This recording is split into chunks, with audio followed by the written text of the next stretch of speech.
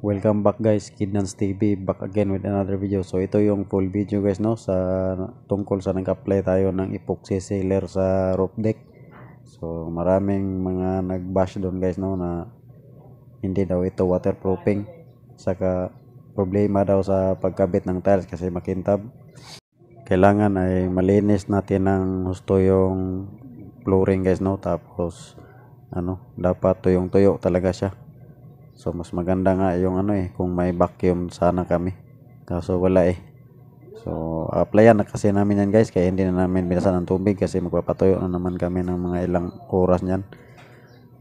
Ito naman kasi guys ay subok ko na ito sa sa matagal na panahon na kapag mga ganito roof deck o kaya ay firewall, ito talaga yung ginagamit ko kasi ang tibay kasi ng ito guys, yung sealer na to.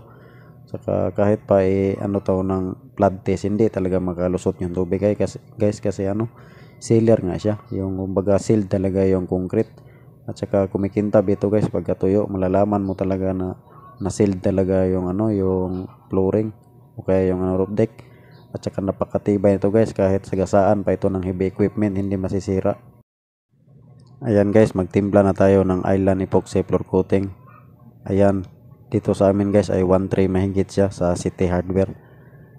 So meron siyang catalyst guys no, or kaya hardener kasi epoxy nga siya.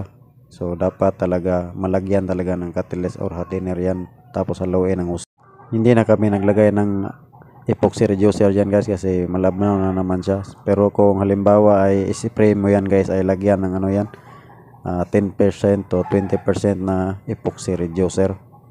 Halimbawa guys, kung wala pa kayong budget sa tiles o wala pang plano sa tiles, meron ding kulay yung Island yan guys, yung kapares niyan, yung Island epoxy floor coating na mga top coat. So marami din yung kulay guys. So lalo na kung ma-applyan ng dalawang mano noon, grabe, sobrang tibay na talaga kahit wala pang tiles kasi napakatigas ng top coat na yon. May ginawa kaming guys, yung laundry na malalaking laundry talaga, yung hindi yung mga damit yung nilalaban, yung mga gamit sa ospital yung nilalaban, yan ang ginamit namin sa sahig. Grabe, sobrang tibay talaga guys, kahit laging nababasa yon kasi laundry, malalaki yung machine. Grabing tibay. May top coat yun guys, yung Highland epoxy floor coating na kulay gray yung ginamit namin doon. So kaya subok ko na talaga yung na yan, yung sealer na yan, na kahit konti hindi talaga makapenetrate yung tubig dyan kasi na-sealed na. So halimbawa naman yung may mga crack dyan ay nyo lang, yung applyan nyo muna ng yung concrete epoxy ng Pioneer.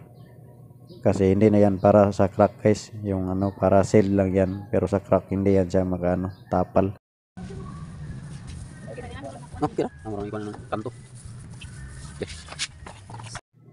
Ayan naman yung sa roof deck guys, yung sa flooring talaga. So yung kita nyo yung guys, yung patuyo na ay parang putla kasi yung unang mano ay sisipsipin pa yan ng flooring. Tapos yung pangalawang mano niyan ay yung kikintab na talaga siya. At ang kagandahan yan guys ay pwede yan sa bakal. Pwede mo i-primer sa bakal yan. At saka sa sa kahoy o saka sa plywood. Halimbawa may plywood kayo na flooring, yan ang i-apply nyo. Tapos yung top coat niya na epoxy floor coating din. Napakaganda guys, parang hindi plywood yung resulta. Yan ang kagandahan sa sealer na yan. So kahit kunti guys, kahit sa plywood tapos buhusan ng tubig, hindi talaga magkano yung tubig dyan. So bali ayan na yung niya guys, yung pangalawang mano. So makikita nyo guys ay hindi niya sinipsip ng flooring ngayon, parang kumintab na siya. Yung first coat guys ay pagkatapos ng isang oras pwede ka na mag second coat.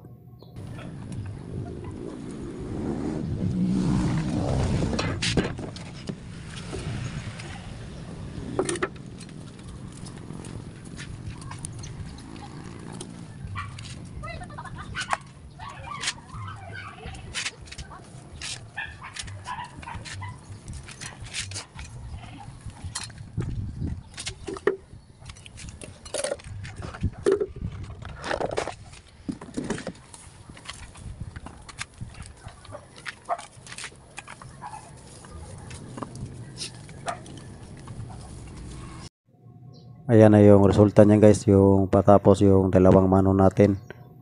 So makikita nyo ay kumintab siya. So ibig sabihin ay sealed na yan. So mga nagsabing hindi daw yan waterproofing, ay subukan nyo muna para malaman nyo kung gaano yan katibay. Sa mga nagsabi pala na hindi na daw didikit yung tiles dyan, so ang technique naman dyan guys ay ABC na adhesive tsaka Redipix. Sa 3 kilo ng adhesive ay 1 litrong tubig at saka 1 litrong Redipix. Tapos yun ang i-roller mo dyan sa sa nakasealer. Yan ang ginawa namin, i-roller namin. Tapos lang yan, 1 hour lang yung pot life nyan, yung ABC adhesive at saka Redipix. Basta tama yung mixture. Napakatigas guys pagka natuyo. Tapos yun na, pwede na maglatag ng tiles gaya ng ginawa namin dyan. Ayan na yung ginawa namin guys, kinabukasan yung Redipix adhesive at saka tubig, ni-roller namin yan dyan sa nakasealer. 1 hour lang yung pot life nyan. Napakatigas nyan guys, kapit na kapit basta may Redipix. Sana may idea kayong nakuha sa ating video ngayon. Please like and share and follow. Maraming salamat sa panonood.